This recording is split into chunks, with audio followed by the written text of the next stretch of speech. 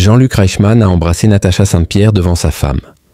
Depuis 15 ans, Jean-Luc Reichmann atteint des sommets chaque midi avec son émission phare Les 12 coups de midi.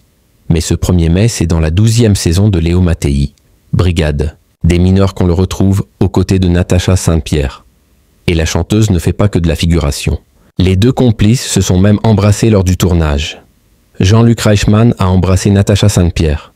C'était son premier baiser. Au micro de Jean-Pierre Foucault sur Europe 1, Jean-Luc Reichmann s'est dit bluffé par la performance de Natacha Saint-Pierre, pourtant novice dans le domaine. La sublissime Natacha Saint-Pierre qui m'a vraiment surpris par sa délicatesse et son élégance parce qu'elle n'avait jamais joué dans une série. Et visiblement, la chanteuse a fait mouche dès les premières prises.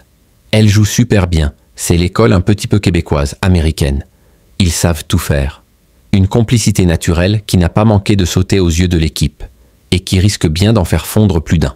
Aux grandes dames des admiratrices du célèbre animateur, la complicité entre Jean-Luc Reichmann et Natacha Saint-Pierre dans la série pourrait bien faire des jalouses, lorsque Jean-Pierre Foucault lui a demandé s'il y avait vraiment eu un baiser entre les deux acteurs.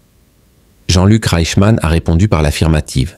Il a ensuite précisé « Elle est très élégante et elle a dit que c'était son premier baiser de cinéma. J'étais très ému. » Une scène qui promet donc de faire battre bien des cœurs.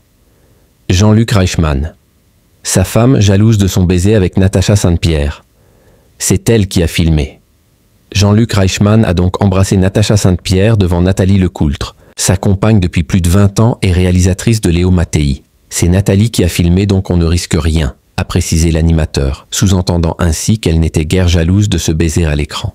Une idée qu'elle a mise en scène elle-même, en parfaite entente avec son compagnon. Disons que quand elle dit « couper », vous savez s'il faut la refaire ou pas. On n'a même pas besoin de se parler, a-t-il confié.